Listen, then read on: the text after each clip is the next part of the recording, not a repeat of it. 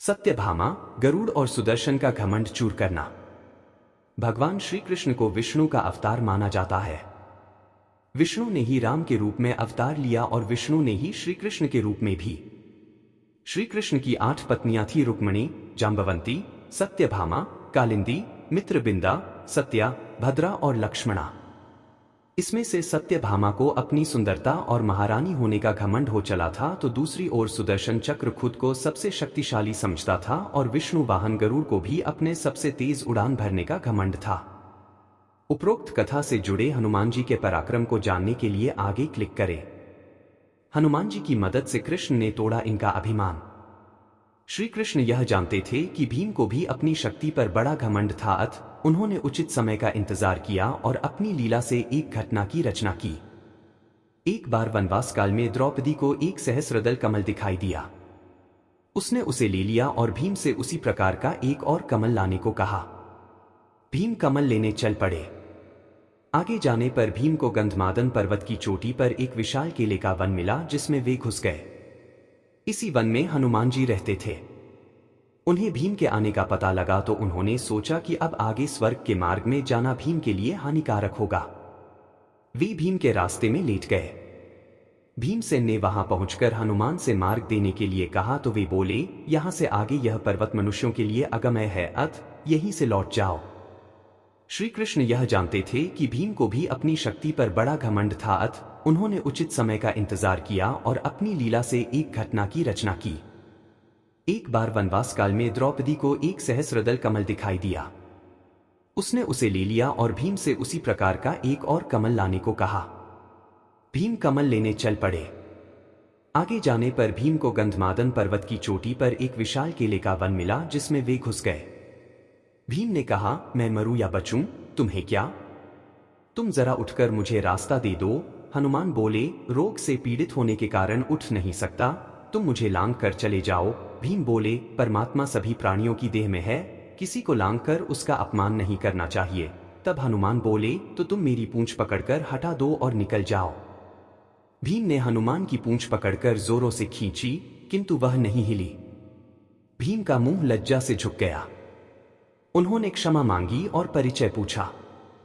तब हनुमान ने अपना परिचय दिया और वरदान दिया कि महाभारत युद्ध के समय मैं तुम लोगों की सहायता करूंगा। वस्तुत विनम्रता ही शक्ति को पूजनीय बनाती है, इसलिए अपनी शक्ति पर अहंकार न कर उसका सत्कार्यों में उपयोग कर समाज में आदरणीय बने। अगले पन्ने पर 10वां पराक्रम। दूसरा प्रसंग अर्जुन से जुड़ा है। आनंद रामायण में वर्णन है कि अर्जुन के रथ पर हनुमान के विराजित होने के पीछे भी कारण है। एक बार किसी रामेश्वरम तीर्थ में अर्जुन का हनुमान जी से मिलन हो जाता है। इस पहली मुलाकात में हनुमान जी से अर्जुन ने कहा, अरे राम और रावण के युद्ध के समय तो आप थे। हनुमान जी, हाँ। तभी अर्जुन ने कहा, आपके स्वामी श्री राम तो बड़े ही श्रेष्ठ धनुषधारी थे, तो फिर उन्होंने समुद्र पार जाने के लिए पत्थरों का सेतु बनवाने की क्या आवश्यकता थी? यदि मैं वहां उपस्थित होता तो समुद्र पर बाणों का सेतु बना देता, जिस पर चढ़कर आपका पूरा वानर दल समुद्र पार कर लेता। इस पर हनुमान जी ने कहा, असंभव, बाणों का सेतु वहां पर कोई काम नहीं कर पाता। हमारा यदि एक भी वानर चढ़ता तो बाणों का सेतु छिन्न भिन्न हो जाता। अर्जुन ने कहा, नहीं, देखो ये सामने सरोवर है, मैं उस पर बाणों का एक सेतु बनाता हूं। आप इस पर चढ़कर सरोवर को आसानी से पार कर लेंगे। हनुमान जी ने कहा, असंभव। तब अर्जुन ने कहा, यदि आपके चलने से सेतु टूट जाएगा तो मैं अग्नि में प्रवेश कर जाऊंगा, और यदि नहीं टूटता है तो आपको अग्नि में प्रवेश करना पड़ेगा। हनुमान जी ने कहा, मुझे स्वीकार है, मेरे 2 चरण ही इसने झेल लिए तो मैं हार स्वीकार कर लूंगा। तब अर्जुन ने अपने प्रचंड बाणों से सेतु तैयार कर दिया।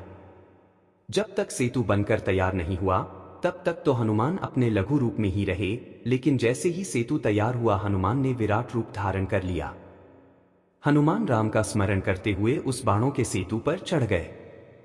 पहला पग रखते ही सेतु सारा का सारा डगमगाने लगा, दूसरा पैर रखते ही चरमराया और तीसरा पैर रखते ही सरोवर के जल में खून ही खून हो गया। तभी श्री हनुमान जी सेतु से नीचे उतर आए और अर्जुन से कहा कि अग्नि तैयार करो। अग्नि प्रज्वलित हुई और जैसे ही हनुमान अग्नि में कूदने चले, वैसे भगवान श्री कृष्ण प्रकट हो गए और बोले, ठहरो, तभी अर्जुन और हनुमान ने उन्हें प्रणाम किया। भगवान ने सारा प्रसंग जानने के बाद कहा, हे हनुमान, आपका तीसरा पग सेतु पर पड़ा। उस समय मैं कछुआ बनकर सेतु के नीचे लेटा हुआ था। आपकी शक्ति से आपके पैर रखते ही मेरे कछुआ रूप से रक्त निकल गया। यह सेतु टूट तो पहले ही पग में जाता यदि मैं कछुआ रूप में नहीं होता तो। यह सुनकर हनुमान को काफी कष्ट हुआ और उन्होंने क्षमा मांगी। मैं तो बड़ा अपराधी निकला जो आपकी पीठ पर मैंने पैर रख दिया। मेरा यह अपराध कैसे दूर होगा भगवान? तब कृष्ण ने कहा, यह सब मेरी इच्छा से हुआ है। आप मन खिन्न मत करो और मेरी इच्छा है कि तुम अर्जुन के रथ की ध्वजा पर स्थान ग्रहण करो। इसलिए द्वापर में श्री हनुमान महाभारत के युद्ध में अर्जुन के रथ के ऊपर ध्वजा लिए बैठे रहते हैं।